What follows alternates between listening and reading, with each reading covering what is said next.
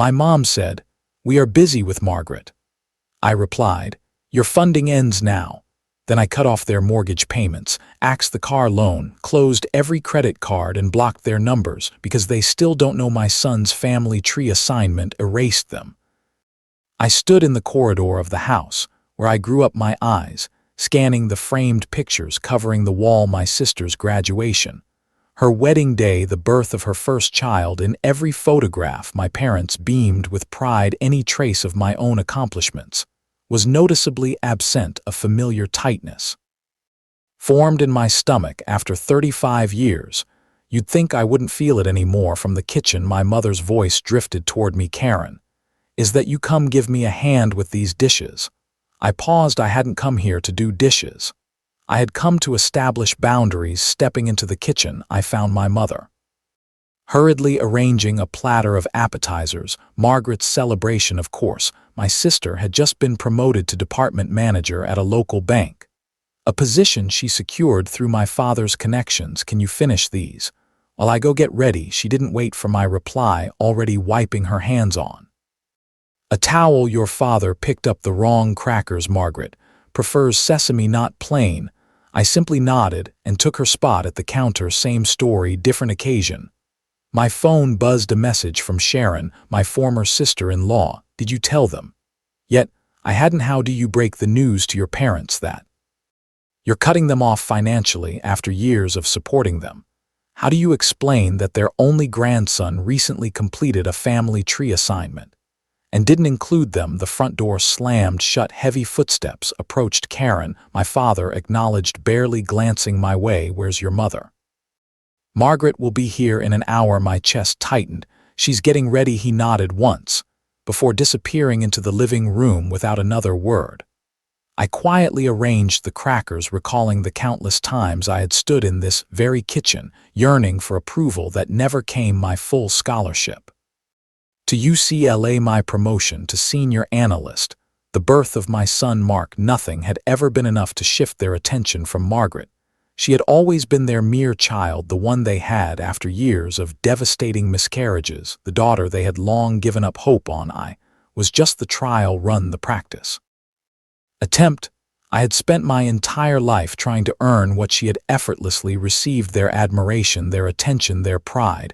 When Justin walked out on me for a coworker 3 years ago, I assumed my parents would finally step up. Their daughter, suddenly a single mother, surely needed support. Instead, they questioned if I had been the reason for the marriage's failure. Had I focused too much on my career? Had I neglected my responsibilities as a wife? It wasn't them who offered a helping hand.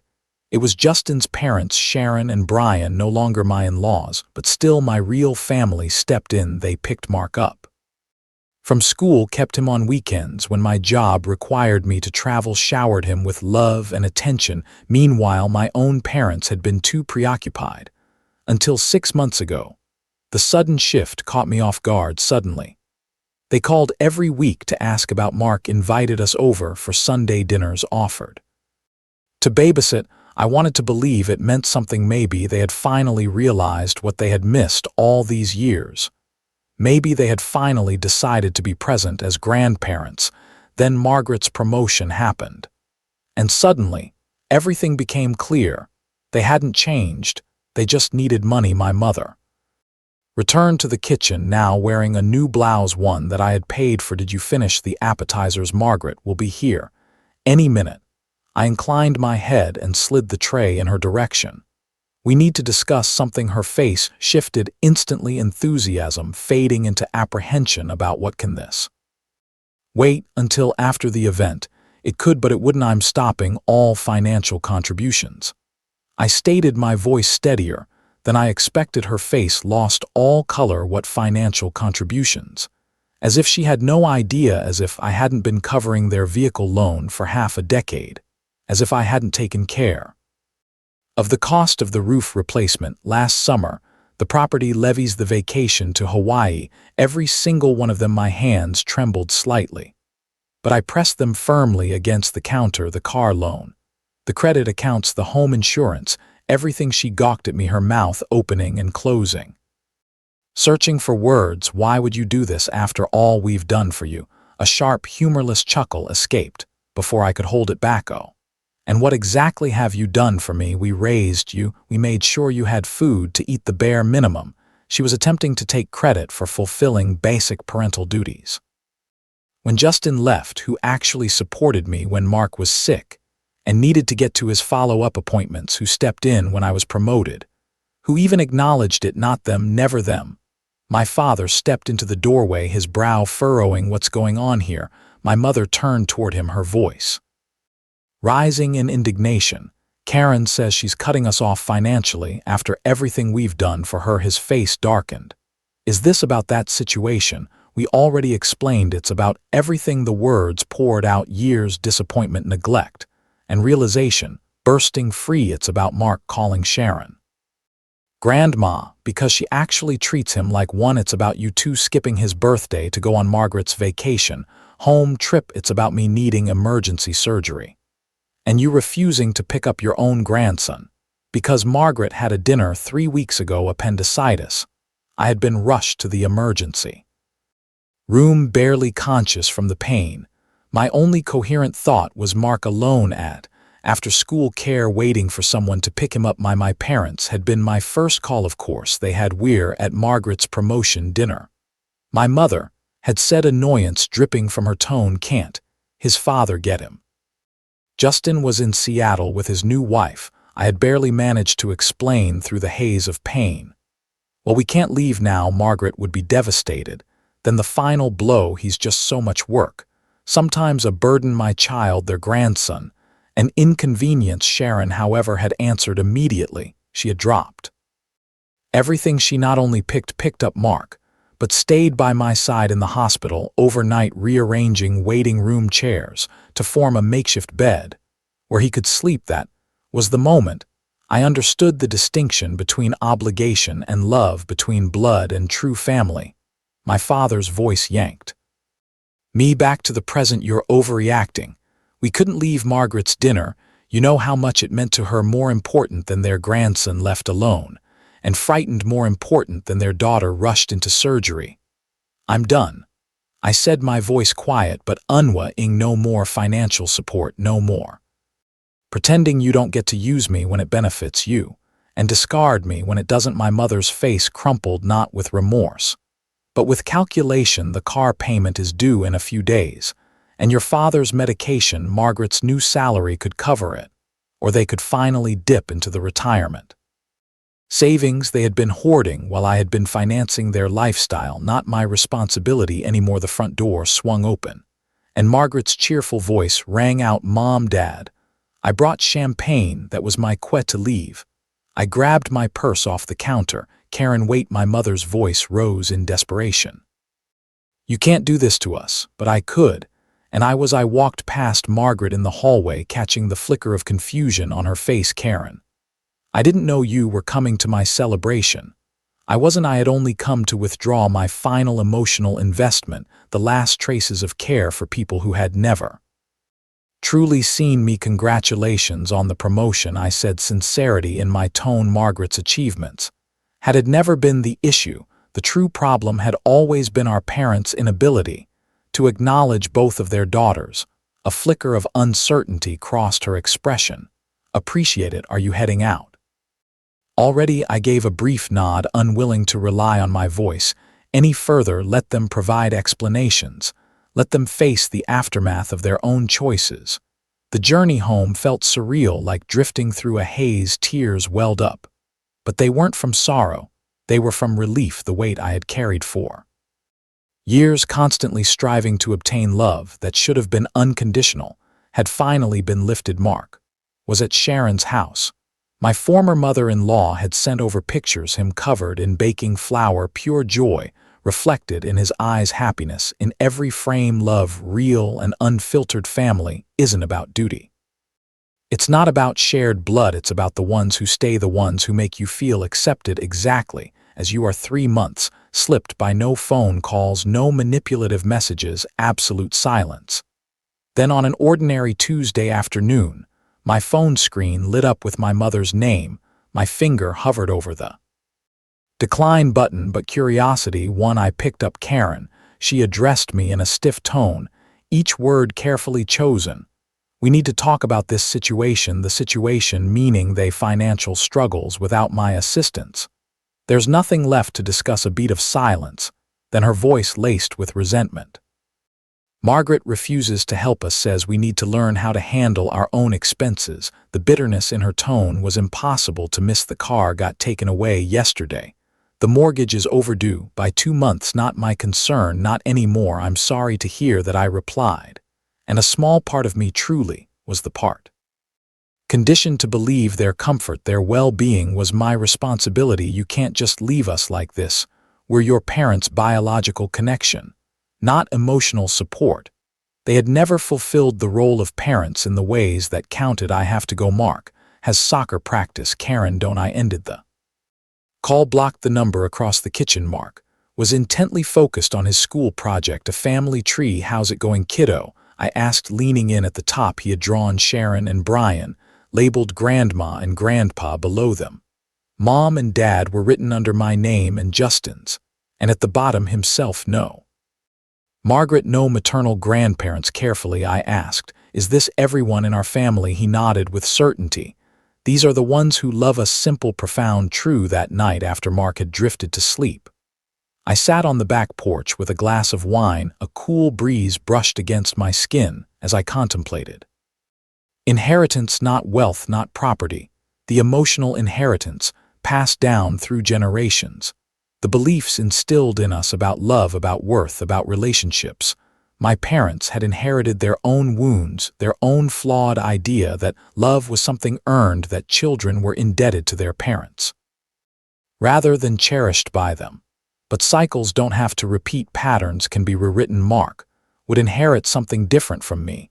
The unshakable truth that love isn't a transaction, that family is chosen, that the most important thing is simply being there. My phone vibrated with a message from Sharon. Brian's making his famous chili this Sunday. You and Mark coming. A smile touched my lips as I typed back, wouldn't miss it. This was my legacy now, not guilt, not obligation, but choice, connection, love given freely, received wholeheartedly. For the very first time in my existence, I felt truly abundant in what held real significance. Gazing back, I could now discern the pattern with absolute clarity, the relentless pursuit, the continuous struggle, the desperate longing to be acknowledged. My sense of worth had always been measured through their validation, or rather the absence of it. Every milestone had been a silent plea: notice me, care about me, acknowledge me. The walls of my childhood room had once been adorned with academic certificates,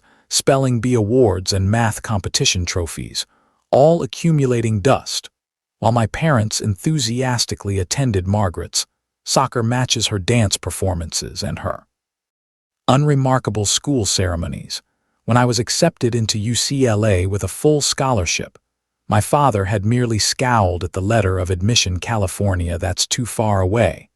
And who is supposed to assist your mother with the household? Not Margaret, never Margaret. She was too absorbed in being the focal point of their universe. I left anyway. I worked my way through graduate school, established a career in finance, and reached a point where I no longer needed assistance from anyone. Then I met Justin, charismatic, confident Justin, with his warm gaze and an uncanny ability to make me feel like the most significant person in any setting. His family welcomed me instantly. Holiday gatherings, where my thoughts mattered, weekend cookouts, where my words were heard. His mother, Sharon, called simply to check in. His father, Brian, showed me how to change the oil in my car. It was unfamiliar. This effortless acceptance, this sincere interest in me. When we tied the knot, my parents found reasons to complain about everything: the venue, the date, the menu. Margaret, who stood beside me as my maid of honor, had looked completely uninterested throughout the ceremony. My parents left early, citing Margaret's early morning appointment. The following day, Justin's parents, they remained until the very end, helped with the cleanup, and embraced me as though I had always belonged to their family. Mark's arrival should have changed everything. He was their first grandchild. But they visited once, briefly staying less than an hour. My mother had held him awkwardly, before quickly handing him back. He resembles Justin, she had remarked, as though that somehow justified her emotional distance. Sharon and Brian, however, had been different. They brought home cooked meals, volunteered to stay overnight during those exhausting first few weeks, and held Mark for hours, just so I could rest, shower, and feel human again. Then Justin walked away, a text message, not even the decency of a face-to-face conversation. It was Sharon who discovered me curled up on the bathroom floor, sobbing. Sharon who packed an overnight bag for Mark. Sharon who took us both into her home while I attempted to process the wreckage of my marriage. My parents' response. A single phone call. My mother's tone had carried something disturbingly close to satisfaction. Men don't appreciate women who prioritize their careers. I warned you, as if my ambition had been the problem, as if I had somehow deserved to be left behind. The force was brutal. Justin battled for financial assets, but had no interest in custody. He craved freedom without responsibility. Sharon and Brian were caught in the middle, torn between their love for their son and their disappointment in his choices. You're still family, Brian had reassured me with unwavering certainty. That doesn't change. Mark is our grandson, you're his mother. The equation is simple for them, incomprehensible for my own parents. Eventually, as legal expenses piled up, as single motherhood, full-time employment, and the strain of court proceedings became overwhelming, I finally turned to them. I requested assistance, just temporarily, just until things stabilized. My father reluctantly wrote a check, small, begrudging. Don't rely on this. We're not a financial institution yet. When their own vehicle broke down the following month, they reached out immediately. Can you cover this? Just this once, just until we're back on track. That one time became countless times. Their demands multiplied. My boundaries faded, and deep down, I clung to a foolish, unspoken hope that if I just gave enough, sacrificed enough, they might finally care about me the way they cared about Margaret. Pathetic, transparent, desperate. But I couldn't stop, not until the crisis, not until he's such a burden, not until I finally recognized the truth. It had never been love, it had always been an exchange. And my financial support had merely been purchasing their temporary attention, never their affection, never their genuine care. That realization fractured something deep inside me. But in that fracture, I found release. I no longer needed to prove I was deserving of love. I already possessed it, from Mark, from Sharon and Brian, from friends who genuinely cared, from colleagues who respected me, from the family I had formed rather than the one I had been born into. 1 week after leaving my parents' house, my phone rang, Margaret's name flashing across the screen. A rare occurrence. We rarely spoke, perhaps twice a year. Our exchanges polite, yet detached. What did you say to Mom and Dad? Her tone was sharp, defensive. They're spiraling over money. I had responded simply, no more financial aid, no more enabling. They have their precious favorite. She can step up now. The silence on her end had been deafening. They think you're being cruel, that you're getting revenge for the past. But was it truly cruel to stop depleting myself for their benefit? Was it truly revenge to finally hold them accountable for years of emotional abandonment? I'm not punishing anyone, I had stated. I'm simply finished pretending. Ending. Margaret had exhaled a sound both weary and familiar. They're never going to change, you know. They've always been like this. A rare admission between us, a shared understanding of the roles we had been assigned, before we even had a choice. Her as the cherished one, me as the neglected. I know they won't change, I had replied. But I have another pause, then good for you. 2 simple words, yet perhaps the most sincere thing she had said to me in years. After we hung up, I pondered Margaret. Reality. Did she feel the weight of their expectations in a different way? Did being the preferred child come with its own invisible burdens? It didn't excuse how she had contributed to my exclusion, but it gave me insight into why we had both been cast in roles we never agreed to play. Now, months after severing financial ties, I was finally grasping what real freedom meant. Not just liberation from obligation, but liberation from seeking approval from people incapable of offering it. My worth had never been defined by their recognition. My value had never been tethered to their acceptance. I had always been enough. They had simply failed to see it. Mark dashed into the kitchen, yanking me from my thoughts. "Mom, Grandma Sharon says she's making spaghetti tonight. Can we go now, Grandma Sharon?" A title earned not by blood, but by love, by presence, by a million small gestures of care. "Of course, Buddy, grab your shoes," as he bolted toward the door. A deep sense of appreciation filled me for this bright, resilient child, for the family we had built from choice, instead of duty, for the profound wisdom that had emerged from hardship. Sometimes, the most valuable lessons come not from what we inherit, but from what we learn through pain. The drive to break cycles, to be better, to create something new. My parents had shown me exactly what kind of mother, what kind of human I refused to become.